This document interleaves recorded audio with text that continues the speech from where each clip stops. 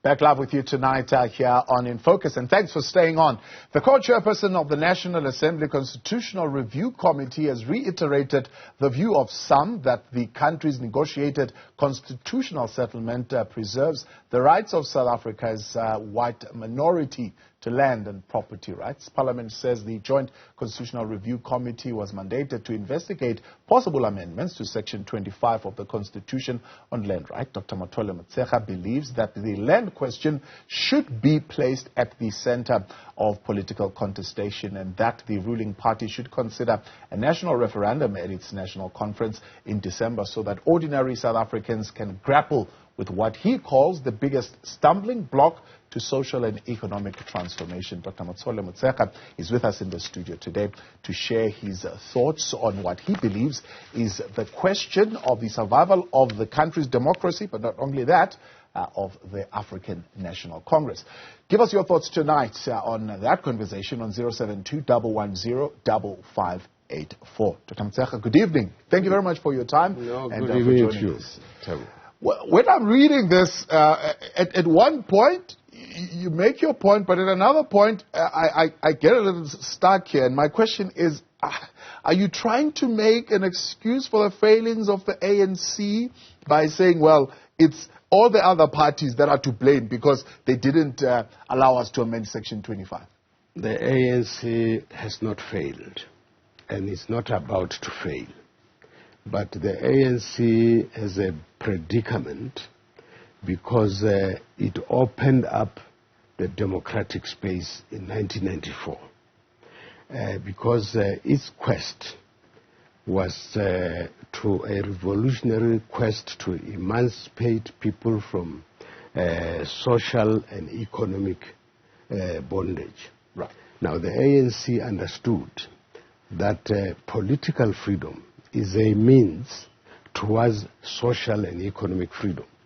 But the other parties, unfortunately, they think that in 1994 we arrived. But for the ANC, we say, no, we have not yet arrived. As Nelson Mandela correctly put it, we achieved the freedom, political freedom, to free ourselves from social and economic bondage. Right. So the struggle was therefore in two phases. A political struggle, first phase, and then social and economic struggle, second phase. Now we are in the second phase. Right. Our challenge in the second place is that that political freedom allowed people who have no revolutionary vision to form a multiplicity of political parties as a means to make a living by salaries from Parliament. And that's why when we say we want to amend Section 25, they don't understand what we're talking about. They think we're disturbing the existing order. And as a result, even those political parties who call themselves revolutionary parties, they go and vote with the conservatives parties to block a change, which is the only change that can actually liberate our people from poverty, the triple challenge of poverty, unemployment, and inequality. Right.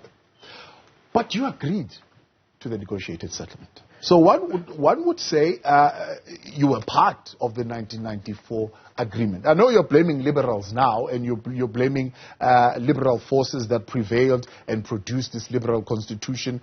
You're blaming, you're saying here, those black leaders who seem not to be aware of the fact that the violent dispossession of African land and natural resources is the roots of the triple challenges of poverty. You see, the ANC is always guided by the strategy and tactics.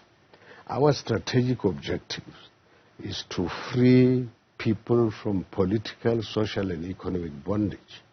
But we did not win the war. We had to negotiate. In negotiations, there's give and take. So we agreed, for instance, to have sunset clauses. When that ended, we also had a challenge that land and natural resources is a very sensitive issue. And because we had not seized power, we could not take chances. because other white minority people who were not even agreeing with de Klerk could have created problems. Yes. So we made these clauses like Section 25 to get them to buy into the process, knowing that there is a door that will remain open for us to amend. Yeah. So we are saying the time has come to amend.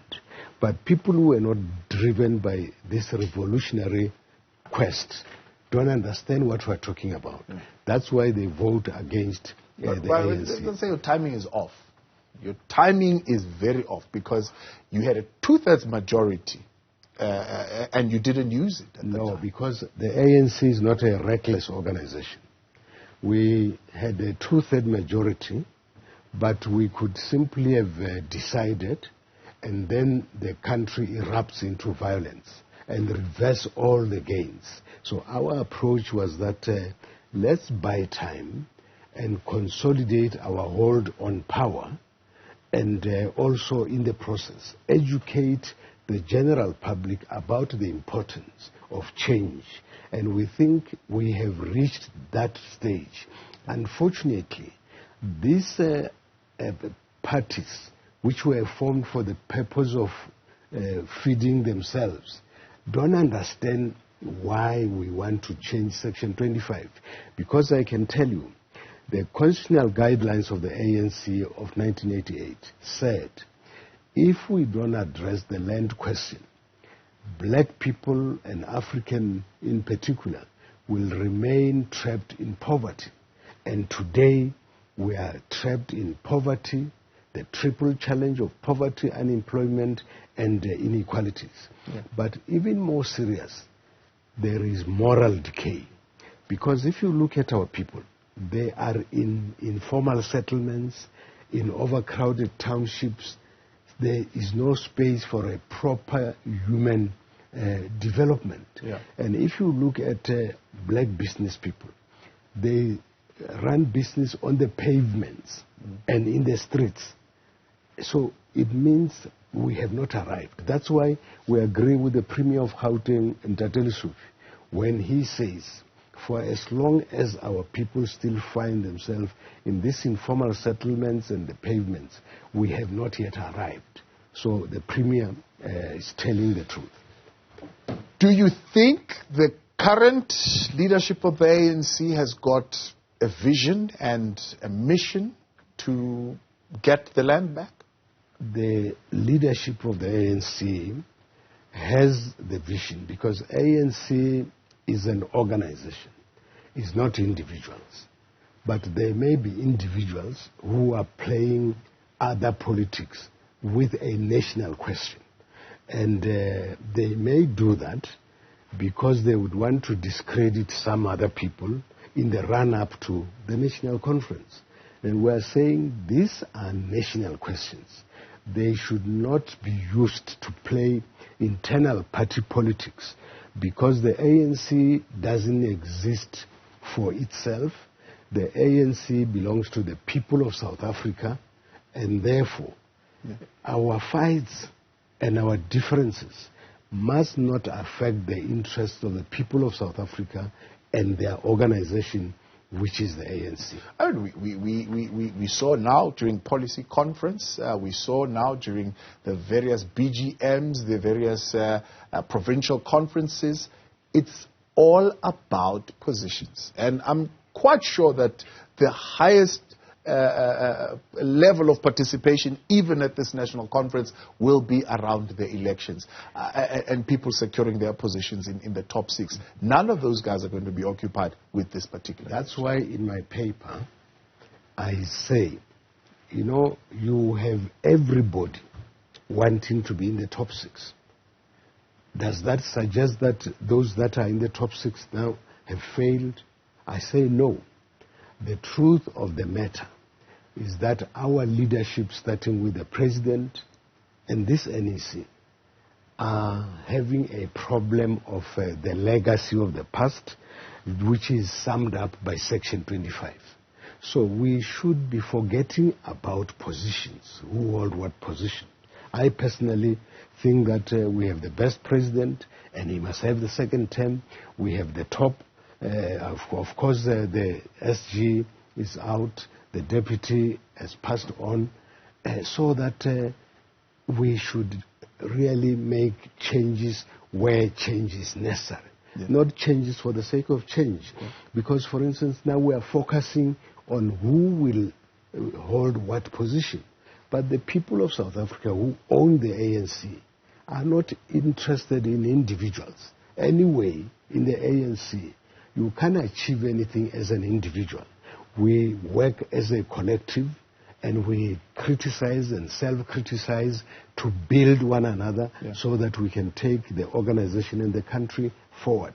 Yeah. So my appeal is that, the revolutionary spirit in our comrades must be reawakened, in particular to remember that the ANC belongs to the people.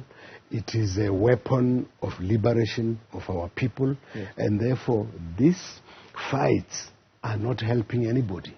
And in particular, the buying of members, yes, is really a no.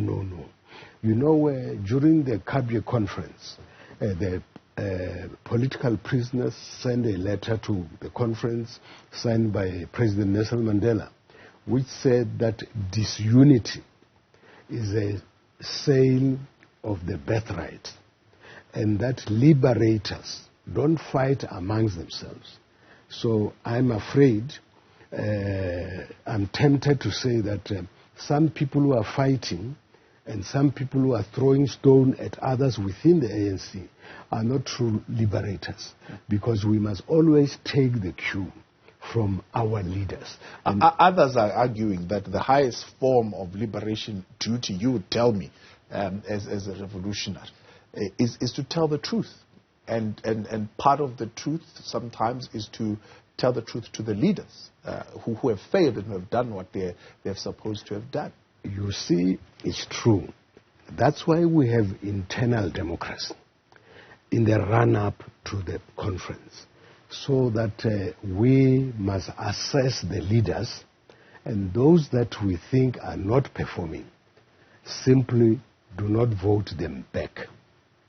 And they must be told the truth. That's why I didn't write this article and send it to Maverick or Saltway. I sent it to the ANC, so that I confront my colleagues with my view, which may be wrong or right, but also I condemn a situation where everybody wants to be in the top six. Yeah. Leadership in the ANC is not the position that you hold, it's the contribution that you make. You can be president, but when we are in a meeting, the president is not talking, is not chairing, there's a national chair. The members, ordinary members of the National Executive Committee, are the ones that make the inputs. At the end, what the NEC resolves doesn't come from the officials or the president.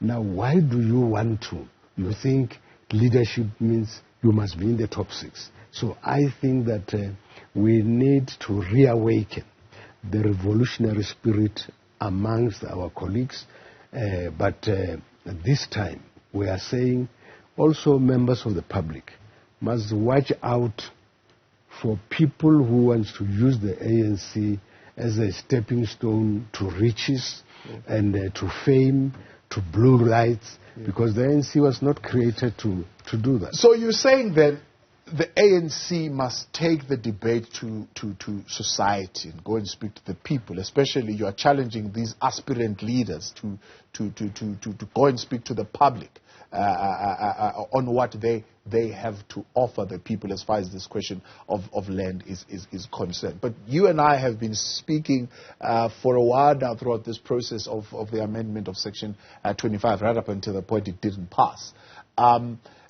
Was that not what the public was telling you? Look, we had public hearings. The majority of the people said we want an amendment. When we go back to Parliament, these parties, some of them are breakaway parties from the ANC. They broke away out of anger against the ANC.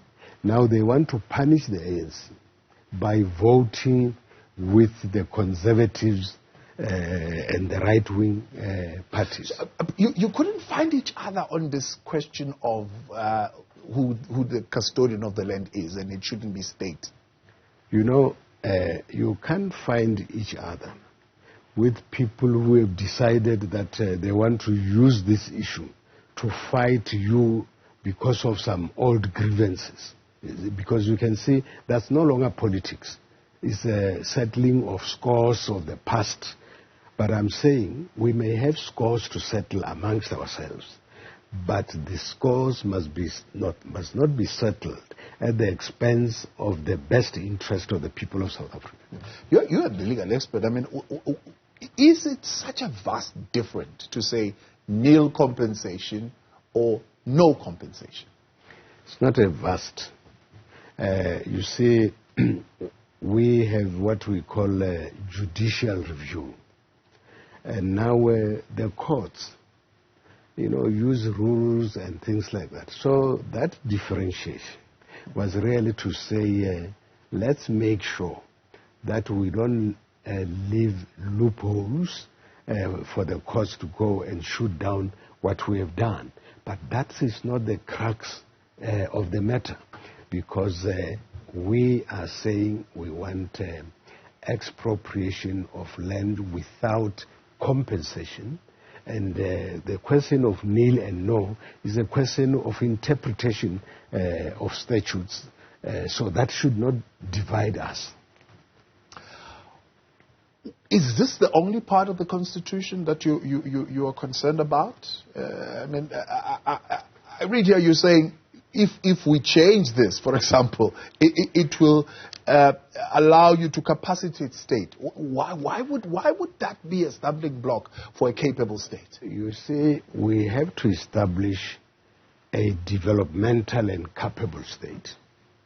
Now, if the majority of the people are poor and they live on social grants, then you are creating a welfare state, not a developmental state. But the capacity of the state is of course hinging on who you deploy as a party, who is capable to run municipalities, who is capable to run state-owned entities, who is capable to run whatever agencies that are there, police, justice, and so on and so forth. That is where the capacity should be, not necessarily pinning it on one section of the Constitution. No, the capable state is not developed for today and tomorrow. There are youth, children, that are being stunted because of poverty. And now, in 20 years from now, we must have produced people who can run the same state. But if we have children who can't pass mathematics, who cannot pass the sciences because they are stunted upstairs because of poverty, it means we will not have laid the ground for building a developmental and capable state. Let's take a break, right? We'll take some more of your thoughts on this. 072-110-5584. Dr. Mathole Motshekga staying on, saying this is an important question. He believes it's actually for the survival of the country's democracy, not just that, but for the survival of the African National Congress itself. Was the timing correct? Did they miss the mark? Or is this now the time to deal with this question? And are there, in your view, black leaders who are a stumbling block to this particular broad change to be brought on? We'd like to get your views on that. In Focus continues shortly. Back live with us tonight and In Focus, and thanks for staying on. Dr. Mathole Motshekga still with us. He believes the question that should be on everyone's lips as the party goes to the conference in December, the African National Congress, is the question of the amendment of Section 25. He says this is a question of land, the survival of the country's democracy, because it immediately deals with the triple challenges that is poverty and unemployment as well being dealt with in one. Let's talk about this idea that says we have the best constitution. Who hailed this constitution as the best constitution and was not honest to tell the people of South Africa that the principles and the spirit of this constitution, as you put it, is restrictive?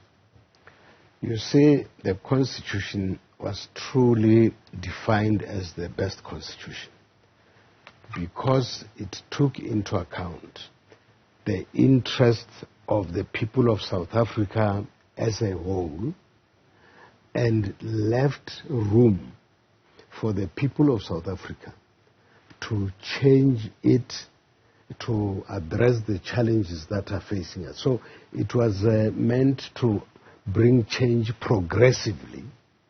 Now, there's nothing wrong with the Constitution, therefore. What is wrong is the people who don't understand that this Constitution gives us access to political freedom, but political freedom alone is not enough, because political freedom will allow you to form a political party, to stand for elections, to go to parliament. But it does not allow you to put bread on the table. And that's why we need social and economic transformation, because through those we can put food, bread on the table of the poorest of the poor. At the moment, we can't minister to the needs of the poorest of the poor, and as a result, the people are going to begin to say, freedom is meaningless. So if we don't address the land question, we are threatening the very political order that we are having. If you look around, there are service delivery protests all over. Yeah. And people are criticizing the ANC. Yeah. But it's not the ANC necessarily that is failing. It's true that we have some wrong elements in the ANC who are there for their stomachs and not for the people. But that is a minor problem. The major problem is that the hands and the legs of the ANC are tied by Section 25. And right now in KZN, government released money to help the victims of the flood. But the KZN province is not able to deliver because they don't have land, and the landowners do not want to release the land. So, but the people are going to blame the province for not delivering. But it's not the leadership of KZN that is not delivering. But is that not an opportune moment for you to test this thing that legal experts have been saying, that there is nothing that is preventing you from expropriating land if it's for the greater good? What more greater good than ensuring that the people of KwaZulu-Natal have got a place to stay? Expropriate that land. You are right. But you see, they are saying, make a test case, go to court. And you know, the processes in court, they take their own time. And the people in KZN are not going to wait for court processes. Then what we want to do is to amend Section 25 so that we can release the land at a go and capacitate our people, skill the young people, so that, as one commentator is saying there, we can't rely on the private sector. Because, for instance, if you take agriculture, the great farmers in this country, they are not producing food for South Africa. They are producing food for export. In other words, our plowing fields are feeding Europe and Asia, not our people. Because how do you have a situation where a country like South Africa, rich in arable land, you have people who are scavenging, they have no food to eat? How do you explain that? So it's actually a crime against humanity to have this situation continue under Section 25. It has to stop, but because political parties cannot agree with the ANC on this question, the final arbiter must be the people of South Africa. Let's take the matter to a national referendum, and the people will say yes and agree with the ANC. And the ANC then can go to Parliament and say, we change the laws. And those who oppose the ANC will be actually opposing the people of South Africa. And we'll see on what basis they go back in 2024 and say to the same people, vote for us, if they don't respect the people's will. Let's take a look at that WhatsApp message there that Dr. Mathole Motshekga is referring to from one of our viewers, anonymous, saying the question, the productive land must be owned and controlled by the state. The country can't depend on private owners to feed the nation. Yes, the land may be leased to private sector for production, but never relinquish ownership of the land to the private sector. This was the sticking point, I suppose, with the EFF as well. No, the EFF, what they don't also understand with respect is that there are African communities which were violently dispossessed of their land and natural resources. And the Constitution allows restitution. So we are saying those victims of dispossession must have the land restituted back to them. But there is land which you can say belongs to the nation, and that must be redistributed also. But if you say nationalize everything, then you go and nationalize the Mduli land, who had lost that land, and you give it to the Motshekgas, you are creating another conflict. So I think that's where the EFF missed the point. But I can tell you that with respect to the EFF, they were using this question for politicking, to try and prove the ANC wrong so that they can emerge as a people's representative. I'm saying, with due respect to the political party interests, this matter is not about political party interests, it's about the people of South Africa. That's why I'm saying, now that we have an impasse, let's go to the people in the form of a national referendum. The people will speak the same language with the ANC, and then we can go to Parliament and say, let's implement the will of the people. And anybody who stands against that will be disqualifying themselves from going back to the people and say, vote for us. Because if you can't listen to the people, now why do you want the people to vote for you? For what? They say what the people are saying. Still on WhatsApp, this is from Chibantu from Cape Town. You all agreed to have sunset clauses. Mr. Ndluli, can you ask the doctor what was in the sunset clause? The sunset clause was simply saying, for instance, let's accommodate all other political parties so that together we can manage the transition and use that opportunity to get all South Africans to understand where we come from and where we are going. And therefore, we had to reach a stage where we said, these sunset clauses have served their purpose. Now let's go to open democracy, contestation, and those who win must form government. And if they so desire, they can invite other parties to participate. You can see that Mandela brought de Klerk in Gauteng here. Tokyo Skhwale brought the Nationalist Party, until they themselves said we no longer want to be in government. But they were given an opportunity. So the sunset clause is gone. But the main sunset clause now is the question of Section 25. Because Section 25 was not cast in stone, there is an opportunity to amend it, and that opportunity is now. And because the ANC is one political party, revolutionary political party, surrounded by many other parties who have no history of struggle, who do not understand strategy and tactics, who are blocking the ANC, we are saying there's an impasse in Parliament, but we can't fold our arms. We must go to the people, because we all derive our mandate from the people. And once the people have spoken, all the parties will have to toe the line, lest they lose support from the the people. Dr. Mathole Motshekga, I appreciate your time. Thanks so much for coming into the studio. Thank you for giving us an opportunity to deal with these great national issues. Much appreciated. He's, of course, the chairperson of the Constitutional Law Committee there in Parliament, but also former ANC Chief Whip, Dr. Mathole Motshekga.